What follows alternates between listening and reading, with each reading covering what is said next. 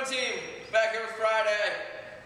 Fitness program, going 5x3 or 3x5. Push press here. Bar starts at the front rack. We're going to be taking this thing out of a rack. We're not going to be cleaning it off the ground here. But elbows slightly in front of the bar. As we come down, just bending those knees. Back stays straight up and down. Chest big. Drive out of those legs. Straight overhead. Back down. Straight up. Starting this whole program back over again, we also have new 1 rep maxes that we're going to be running off of. Start this thing off with the 5s. We're going to be right around 75%. Once we get done with the push press, going into the push jerks, building up to a heavy triple. Same thing's going to be happening here. Feet under our hips, toes pointed forward, slight bend in those knees, making that chest big, keeping that back tight, big drive, and catching it with our knees bent here. One more time, down and up, catching it with those bent knees.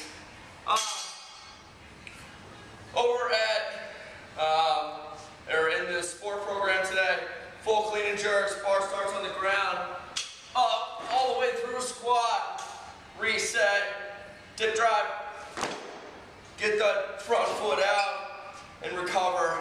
Once we get done with that, split jerk technique practice, down and up, make sure we're reaching that foot out. We went over the jerks pretty extensively last Friday, or 2 Fridays ago. If you guys want to go back and watch that video to get a little bit deeper into that stuff. What I'd like to talk about a little bit more is kind of that dip. I struggled with this a lot. Spent a lot of time this offseason kind of talking about how, or with a coach, like fixing problems in my dip. I spent a lot of time cleaning a lot of weight, and then as I go and dip, it's great, and then as soon as I jump, the weight would shift forward onto my toes, and I drive. Next thing you know, that bar's out in front of me, and as I step forward, instead of being directly underneath the bar, I'm trying to catch it out in front of me. Missing weights big time. Couple things that we want to think about. It's as if your back is right up against the wall when we come down in this dip. So the only thing that bends is our knees here, and straight back up. If our back's on a wall, our shoulder blades and butt should be on the wall the entire time. Heels are slightly off, and it's just straight down.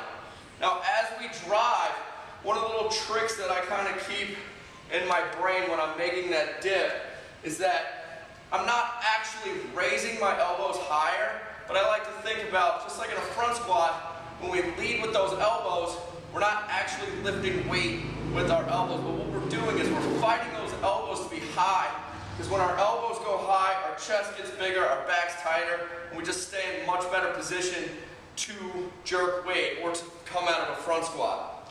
So what I like to think about when this thing comes up, we're in a good front rack here, good dip positions, everything's tight, and as I sit down, I just think, raise those elbows just up 1 more inch.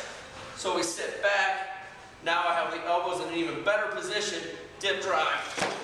And you'll notice that bar stays much more straight up and down, so I don't get out in front.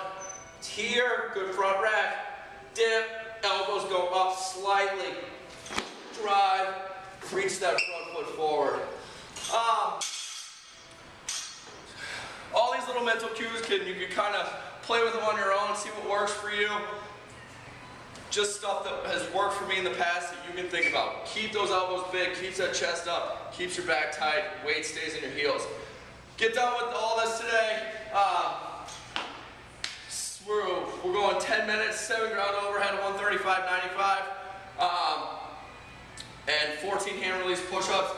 So the ground overhead starts here, catching that thing in that power clean, and using that dip right into the push press or jerk,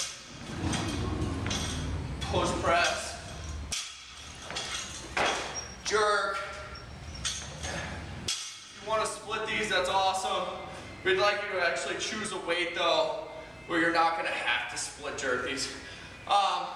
Get done with those 7, 14 hand release push-ups, all the way down, squeeze. squeezing your butt the whole time. Quads stay off the ground. Hands come up. Don't disengage. Keeping those abs tight. And then back up to full lockout. See you guys Friday.